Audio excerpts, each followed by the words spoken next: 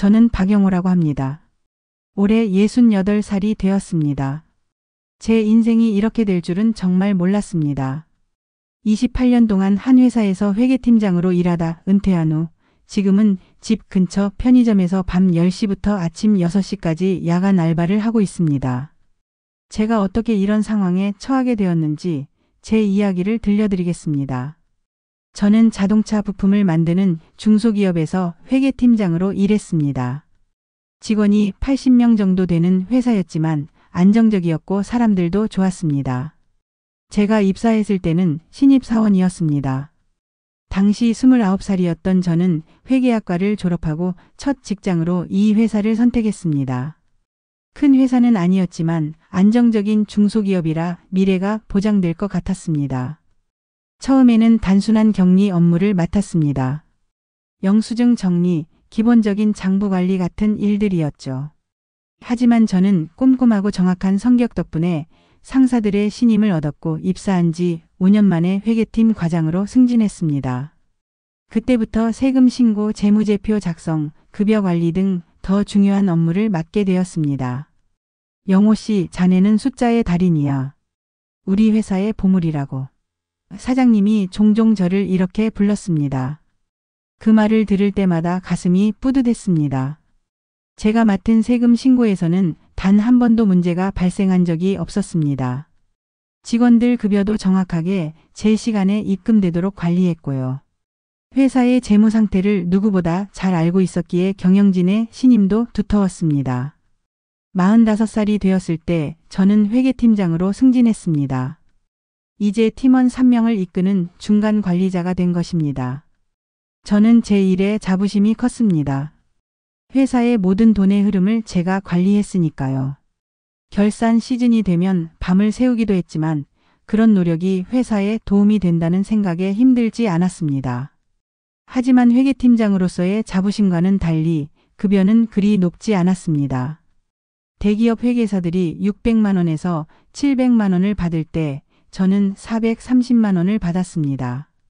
더 좋은 조건의 회사로 이직할 기회도 있었습니다.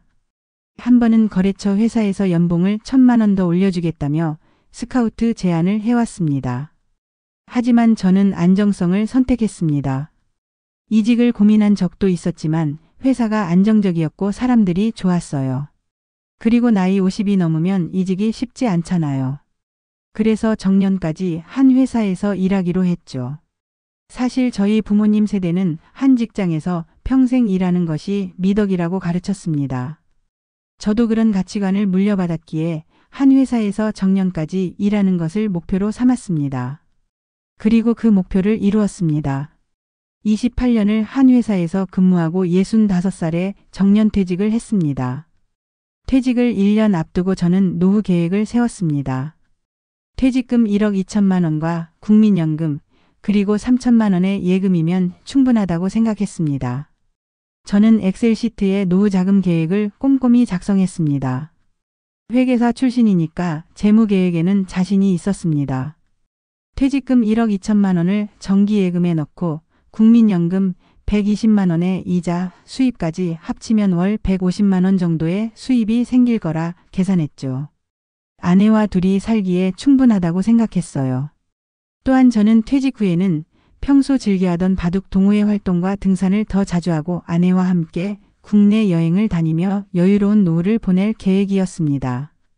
아내와 함께 제주도에 일주일 정도 머물며 올레길을 걷는 것이 제 꿈이었습니다. 우리 부부는 결혼 이후 아이들 교육과 생활비 때문에 제대로 된 여행을 한 번도 가본 적이 없었거든요. 그런데 퇴직 직후부터 예상치 못한 문제들이 발생했습니다. 첫째, 국민연금이 생각보다 적었습니다.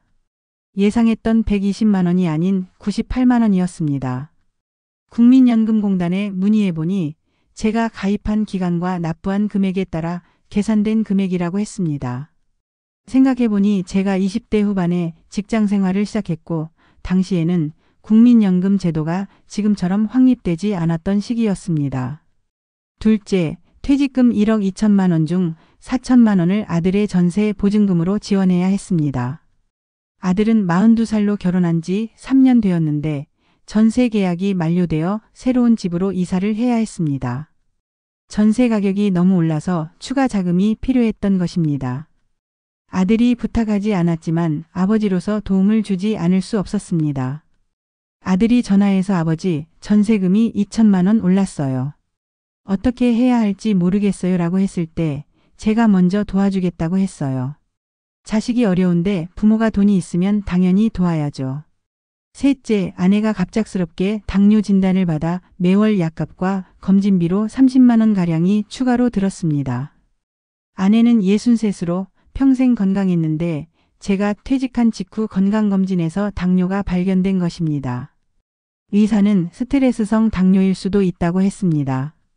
아마도 제 퇴직으로 인한 생활의 변화가 아내에게 스트레스로 작용했던 것 같습니다. 처음에는 괜찮을 거라고 생각했어요. 하지만 퇴직 후 1년이 지나니 통장 잔고가 눈에 띄게 줄어들더군요. 월 지출이 200만 원을 넘었는데 수입은 100만 원 정도였으니까요. 퇴직 후 2년 만에 예금 3천만 원이 1,000만 원으로 줄어드는 것을 보고 충격을 받았습니다. 회계사 출신으로서 이런 상황은 받아들이기 어려웠습니다. 매월 100만 원씩 적자가 나는 상황이었습니다. 이대로 가면 3년 안에 모든 예금이 바닥날 계산이 나왔습니다. 그때 처음으로 내가 뭔가를 해야겠구나라는 생각이 들었습니다. 저는 아내에게 경제적 어려움을 숨겼습니다. 퇴직 후 2년 동안은 예금에서 조금씩 꺼내 쓰는 거야 라고 말하며 상황을 모면했습니다. 아내가 걱정할까 봐 말하지 않았던 것입니다. 하지만 더 이상은 숨길 수 없었습니다. 결국 아내에게 모든 것을 털어놓았습니다. 여보, 사실은 우리 상황이 생각보다 좋지 않아. 매달 100만 원씩 적자가 나고 있어. 이대로 가면 3년 안에 모든 저축이 바닥날 거야. 예상과 달리 아내는 오히려 담담하게 받아들였습니다. 당신이 고생하는 걸 알면서도 모른 척했어. 나도 뭔가 할 수 있을 거야 라고 말했습니다. 아내는 이후 동네 분식점에서 오전 파트타임으로 일하기 시작했고 월 50만 원의 추가 수입이 생겼습니다. 부부가 함께 일하면서 경제적 부담은 조금 줄었지만 서로 얼굴을 보는 시간은 더 줄어들었습니다. 저의 월 지출 내역은 다음과 같았습니다. 식비가 70만 원, 공과금 및 관리비가 45만 원, 의료비가 40만 원 안에 당뇨 포함, 교통비 및 통신비가 20만 원, 경조사비 및 기타가 25만 원으로 총 200만 원이었습니다. 반면 수입은 국민연금 98만 원과 예금이자 약 5만 원이 전부였습니다. 65살이 넘은 나이에 일자리를 구하는 것은 쉽지 않았습니다. 회계 관련 일을 찾아봤지만 대부분 젊은 인재를 원했고 컴퓨터 프로그램도 모두 바뀌어 있었습니다. 제가 사용하던 회계 프로그램은 이미 구식이 되었고 새로운 클라우드 기반 회계 시스템을 배우기에는 시간이 필요했습니다. 세무사 사무실에 이력서를 넣었는데 요즘은 전산 프로그램이 다 바뀌어서 라는 말을 듣고 돌아왔어요. 경비원도 알아봤지만 24시간 교대 근무는 체력적으로 무리라고 생각했죠. 저는 한때 회계팀장으로서 자부심을 가지고 일했던 사람입니다. 그런데 이제는 채용 가능한 일을 찾아 헤매고 있었습니다. 현실은 냉혹했습니다. 나이 65이 넘으면 취업시장에서 환영받지 못한다는 것을 뼈저리게 느꼈습니다. 한 달 동안 20군데가 넘는 곳에 이력서를 넣었지만 연락이 온 곳은 단 2곳뿐이었습니다. 한 곳은 물류창고 관리직이었는데 하루 10시간 근무에 월급이 180만 원이었습니다. 체력적으로 감당하기 어려울 것 같아 포기했습니다. 다른 한 곳은 요양원 행정직이었는데 면접에서 탈락했습니다. 이유는 컴퓨터 활용 능력이 부족하다는 것이었습니다. 결국 제가 찾은 일자리는 집 근처 편의점의 야간 알바였습니다. 밤 10시부터 아침 6시까지 8시간 근무로 시급 만 원에 월 120만 원의 급여를 받을 수 있었습니다. 처음에는 이 일을 한 달만 하고 다른 일을 찾을 생각이었습니다. 하지만 현실은 그렇게 녹록지 않았습니다. 편의점 사장님이 요즘 야간 알바 구하기가 정말 어려워요. 특히 믿을 만한 분이 필요했는데 나이 있으신 분이라 더 믿음이 가네요 라고 하시더군요. 그 말을 듣고 한편으로는 기분이 좋았지만 다른 한편으로는 씁쓸했어요. 이제 제가 나이 있는 아저씨 취급을 받는구나 싶어서요. 편의점 야간 알바를 시작한 지 3개월 만에 제 건강에 적신호가 켜졌습니다. 평생 주간에 일하다가 갑자기 야간 근무를 하니 생체 리듬이 완전히 깨졌습니다. 밤에는 일하고 낮에는 잠을 자야 했지만 제대로 된 수면을 취하기 어려웠습니다. 처음에는 그저 피곤한 정도였어요. 하지만 시간이 지날수록 만성 불면증이 생겼고 면역력이 떨어져 감기도 자주 걸렸죠. 게다가 8시간 내내 서 있다 보니 발바닥이 아프기 시작했어요. 병원을 찾았더니 족저근막염이라는 진단을 받았습니다. 발바닥의 인대가 염증을 일으킨 것으로 장시간 서 있는 직업을 가진 사람들에게 흔한 질환이었습니다. 의사는 수술보다는 물리치료와 깔창으로 관리하라고 했지만 근본적인 해결책은 서 있는 시간을 줄이는 것이라고 했습니다. 족저근막염은 제 일상에 큰 영향을 미쳤습니다. 8시간 내내 서 있어야 하는 근무 환경에서 발 통증은 견디기 힘든 고통이었습니다. 특히 아침에 일어나서 첫 발을 디딜 때가 가장 아팠습니다. 발바닥이 불에 타는 것 같은 통증이 있었습니다. 한편 생활비 문제는 조금씩 나아지고 있었습니다. 제 월급 120만 원과 아내의 월급 50만 원, 그리고 국민연금 98만 원을 합치면 268만 원이 되었습니다. 지출이 200만 원이니 매월 68만 원이 남는 셈이었습니다. 하지만 이것도 제 건강이 유지된다는 전제하에 가능한 계산이었습니다. 저는 특수깔창을 구입하고 근무 중에는 2시간마다 5분씩 앉아서 쉬는 방법으로 통증을 관리하고 있습니다. 하지만 완전한 치료를 위해서는 일을 그만두는 것이 최선이라는 의사의 조언에 고민이 깊어지고 있었습니다. 그러던 중 저는 우연히 딸의 제안으로 새로운 수입원을 찾게 되었습니다. 딸아이는 39살로 인터넷 쇼핑몰을 운영하고 있었습니다. 주문이 점점 늘어나면서 관리가 힘들어졌는데 제가 회계와 관리 능력이 있으니 도움을 줄 수 있을 것 같다고 했습니다. 아버지, 제 쇼핑몰 주문 관리와 고객 응대를 도와주시면 월 50만 원을 드릴게요. 낮에 2시간 정도만 시간을 내주시면 돼요.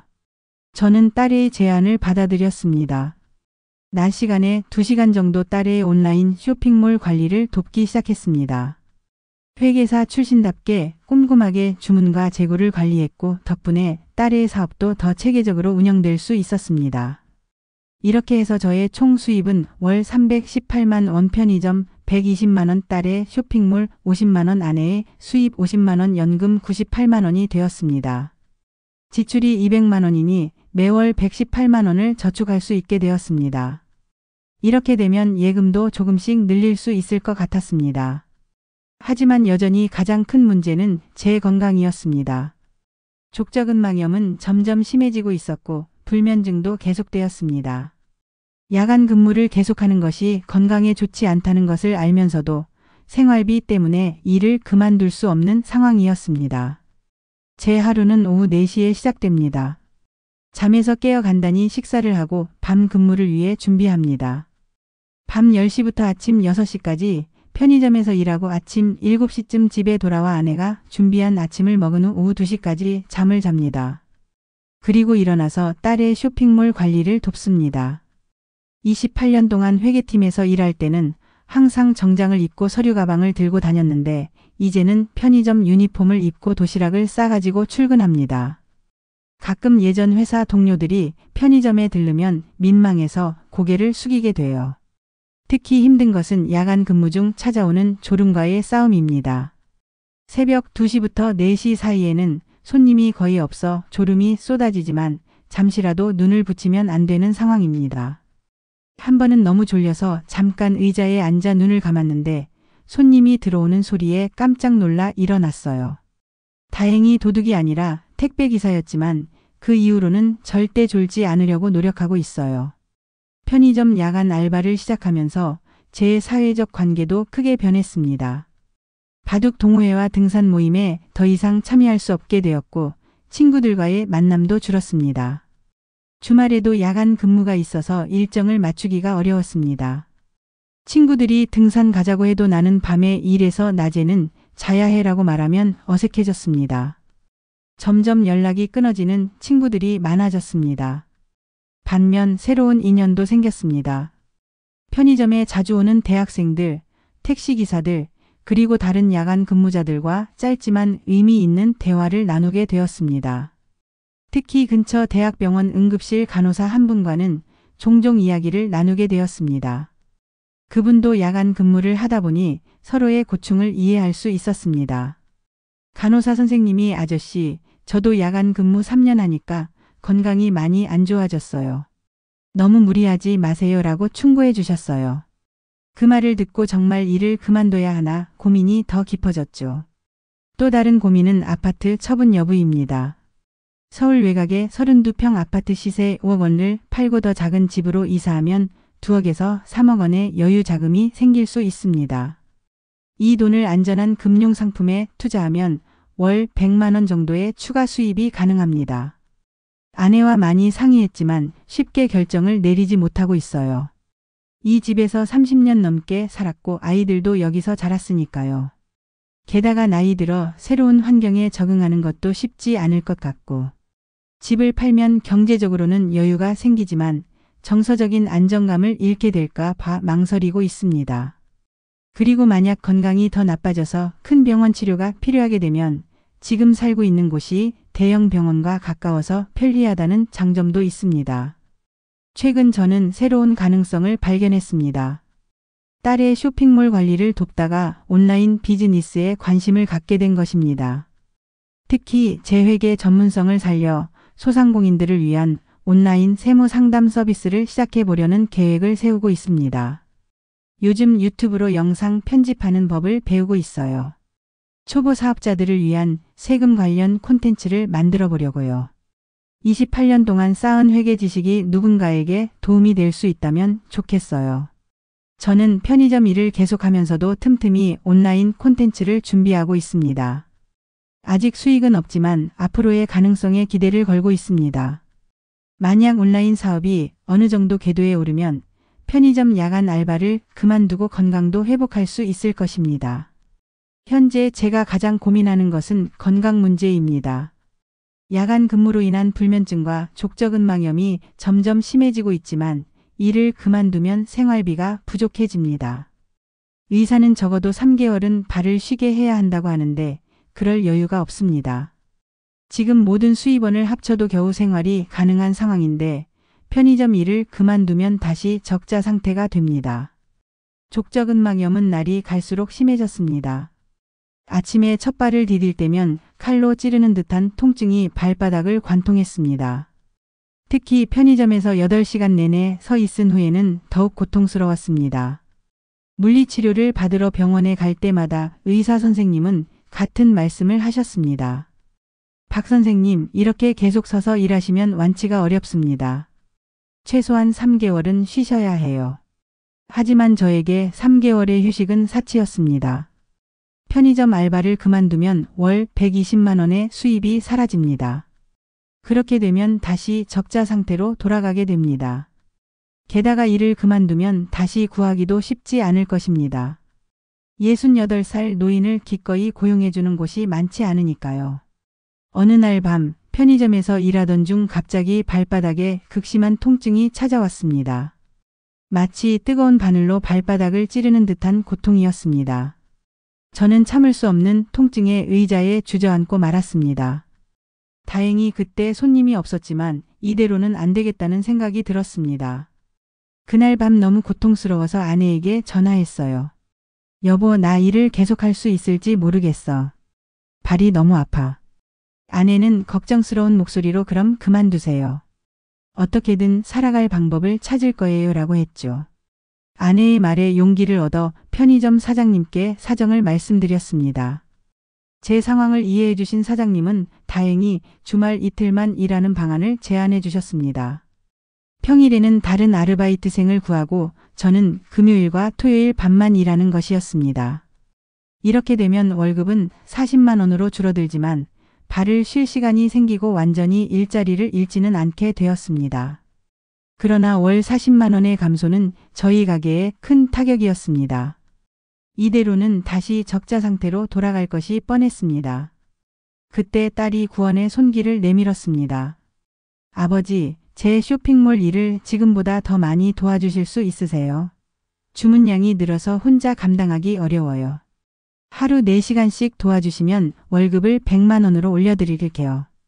딸의 제안은 저에게 기회였습니다. 발이 아픈 상태에서도 앉아서 할 수 있는 일이었고 제 회계 경험을 살릴 수 있는 일이었습니다. 저는 딸의 제안을 받아들였습니다. 이제 저는 주중에는 딸의 쇼핑몰 업무를 돕고 주말에만 편의점에서 일하게 되었습니다. 딸의 쇼핑몰 일은 제게 딱 맞는 일이었어요. 주문 관리, 재고 관리, 매출 분석 같은 일을 하니 예전에 회계팀장으로 일할 때의 감각이 조금씩 돌아오는 것 같았습니다. 게다가 앉아서 일할 수 있으니 발 통증도 크게 줄었고요. 하지만 주말 야간 근무는 여전히 힘들었습니다. 일주일 내내 낮에 활동하다가 주말에만 밤에 일하니 생체 리듬이 더 많이 깨졌습니다. 금요일 밤부터 일요일 아침까지 계속되는 불면증으로 일요일은 하루 종일 몸이 아팠습니다. 그렇게 한 달을 보내고 나니 건강이 더 나빠지는 것을 느꼈습니다. 의사 선생님은 제 상태를 보시더니 심각한 표정으로 말씀하셨습니다. 박 선생님, 주간과 야간을 오가는 생활이 오히려 더 안 좋습니다. 이렇게 계속하시면 면역력이 떨어져 더 큰 병에 걸리실 수 있어요. 결국 저는 힘든 결정을 내려야 했습니다. 건강을 위해 편의점 야간 알바를 완전히 그만두기로 한 것입니다. 월 40만 원의 수입이 줄어들지만 건강이 더 중요하다는 생각이 들었습니다. 편의점 사장님께 사정을 말씀드리니 이해해 주셨습니다. 오히려 건강이 최우선입니다. 언제든 돌아오고 싶으시면 연락 주세요라며 격려해 주셨습니다. 이제 저의 유일한 수입원은 딸의 쇼핑몰 1월 100만 원, 아내의 분식점 1월 50만 원, 그리고 국민연금월 98만 원이 전부였습니다. 총 248만 원으로 월 지출 200만 원을 감당해야 했습니다. 매월 48만 원이 남는 셈이었지만 예상치 못한 지출이 생기면 금방 적자가 될 수 있는 상황이었습니다. 그러던 중 우연한 기회가 찾아왔습니다. 딸의 쇼핑몰에 주문하는 고객 중 한 분이 세무사였는데 제가 작성한 상세한 주문서와 정확한 계산서를 보고 감탄하셨다고 합니다. 딸을 통해 저의 이야기를 들은 그 세무사님이 저에게 제안을 하셨습니다. 박 선생님, 저희 세무사 사무실에서 원격으로 일하실 수 있는 분을 찾고 있었어요. 간단한 부가세 신고 업무를 도와주실 수 있으세요? 월 80만 원을 드리겠습니다. 저는 기쁜 마음으로 그 제안을 받아들였습니다. 집에서 컴퓨터로 일할 수 있고 제가 잘 아는 세금 업무를 할 수 있다니 이보다 더 좋을 순 없었습니다. 물론 새로운 세무 프로그램을 배워야 했지만 기본 원리는 같았기 때문에 일주일 정도 연습하니 어느 정도 익숙해졌습니다. 이렇게 해서 저의 총 수입은 월 328만 원, 딸의 쇼핑몰 100만 원, 세무사 사무실 80만 원, 아내의 수입 50만 원, 연금 98만 원이 되었습니다. 지출이 200만 원이니 매월 128만 원을 저축할 수 있게 되었습니다. 이제는 조금씩 미래를 위한 준비도 할 수 있게 된 것입니다. 족저근막염도 점차 나아지기 시작했습니다. 더 이상 서서 일하지 않으니 발에 가해지는 부담이 크게 줄었고 의사 선생님이 알려주신 스트레칭을 꾸준히 하니 통증도 완화되었습니다. 불면증도 좋아졌습니다. 이제 밤에 제대로 잠을 자니 낮에 더 활기차게 일할 수 있었습니다. 건강이 회복되고 경제적으로도 조금 여유가 생기자 저는 미래에 대해 생각하기 시작했습니다. 68살, 이제 70세가 얼마 남지 않은 나이지만 저는 여전히 할 수 있는 일이 많다고 믿었습니다. 딸의 쇼핑몰 일과 세무사 사무실 일을 하면서 저는 온라인 비즈니스의 가능성을 보았습니다. 특히 제 나이대의 사람들이 디지털 환경에 적응하지 못해 어려움을 겪는 모습을 많이 보았습니다. 그래서 저는 시니어들을 위한 디지털 교육 콘텐츠를 만들어 보기로 결심했습니다. 처음에는 유튜브에 68살 회계사의 엑셀 기초라는 제목으로 영상을 올렸어요. 조회수가 1000회도 안 될 거라고 생각했는데 일주일 만에 10,000회가 넘더군요. 댓글을 보니 저와 비슷한 연령대의 분들이 이해하기 쉽다. 같은 세대가 알려주니 더 잘 따라할 수 있다는 반응을 보여주셨어요. 이 경험은 저에게 새로운 가능성을 열어주었습니다. 저는 시니어를 위한 디지털 교육 콘텐츠를 더 많이 만들기 시작했습니다. 엑셀 기초 스마트폰 활용법, 온라인 뱅킹 사용법 등 실생활에 필요한 디지털 기술을 알기 쉽게 설명하는 영상이었습니다. 유튜브 채널이 조금씩 성장하면서 광고 수익도 생기기 시작했습니다.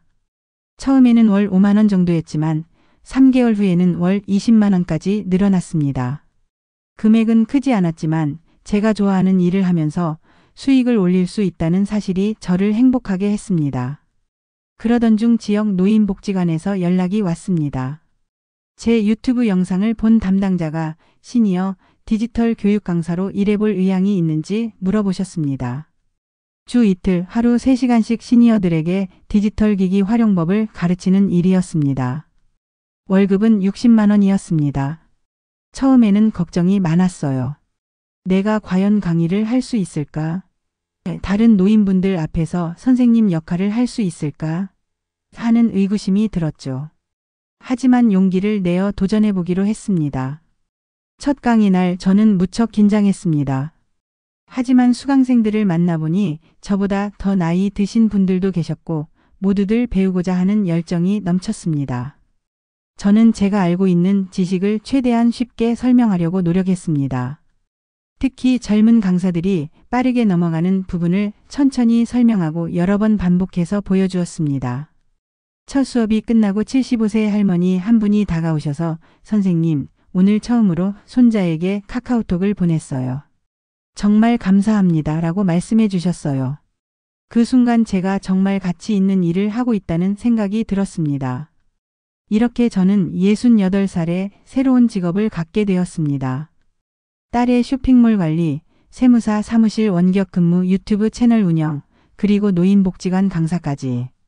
다양한 일을 하면서 월 400만 원이 넘는 수입을 올리게 되었습니다. 더 이상 경제적 걱정은 없었습니다. 하지만 더 중요한 것은 제가 다시 자부심을 찾았다는 것입니다.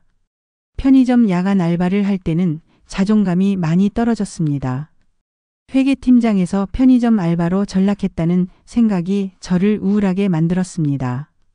하지만 이제는 제 지식과 경험을 활용해 다른 사람들을 돕는 일을 하게 되었고 그것이 저에게 큰 보람을 주었습니다. 저는 이제 은퇴가 끝이 아니라 새로운 시작이라는 것을 깨달았습니다. 65살에 회사를 퇴직했을 때는 인생이 끝난 것 같았어요. 하지만 지금은 오히려 더 다양한 경험을 하고 더 많은 사람들을 만나고 있습니다. 아내도 저의 변화를 기뻐했습니다. 당신이 요즘 정말 활기차 보여요. 편의점에서 일할 때는 항상 피곤해 보였는데 지금은 예전의 당신으로 돌아온 것 같아요라고 말해 주었습니다. 물론 여전히 고민은 있습니다. 가장 큰 고민은 앞으로 건강이 더 나빠질 경우입니다. 지금은 건강하게 일할 수 있지만 언제까지 이렇게 일할 수 있을지는 확신할 수 없습니다. 그래서 저는 최대한 많이 저축하려고 노력하고 있습니다. 매월 150만 원 이상을 저축해서 만약의 상황에 대비하고 있습니다. 또 다른 고민은 아파트 처분 여부입니다.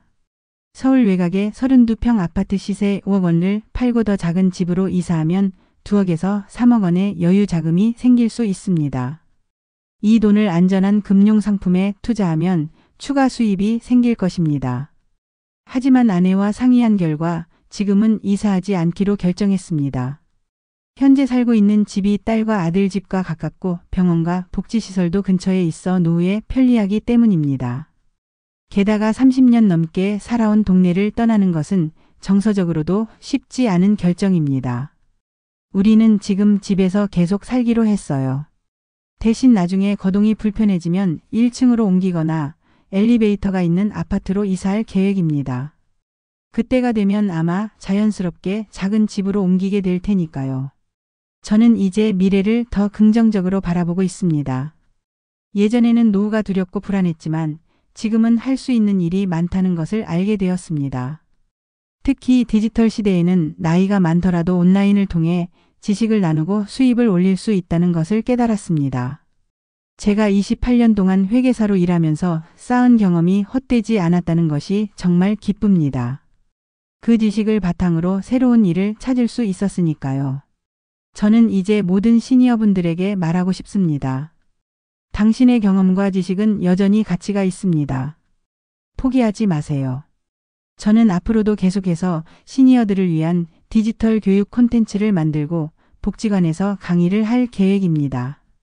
그리고 언젠가는 시니어 디지털 길라잡이라는 책을 써보고 싶다는 작은 꿈도 생겼습니다. 68살에 새로운 꿈을 꾸게 될 줄은 정말 몰랐습니다. 저는 이제 은퇴가 인생의 끝이 아니라 새로운 시작이라는 것을 몸소 경험했습니다. 물론 준비 없이 맞이한 은퇴는 힘들고 고통스러웠습니다. 하지만 그 과정에서 저는 더 강해졌고 새로운 가능성을 발견했습니다. 아마도 이것이 인생이 우리에게 주는 또 다른 도전이 아닐까 싶습니다. 이렇게 저는 68살에 편의점 야간 알바에서 시작해 디지털 교육자로 변신하게 되었습니다. 앞으로 어떤 변화가 또 찾아올지 모르지만 저는 이제 두렵지 않습니다. 인생은 계속되고 배움도 계속된다는 것을 알게 되었으니까요.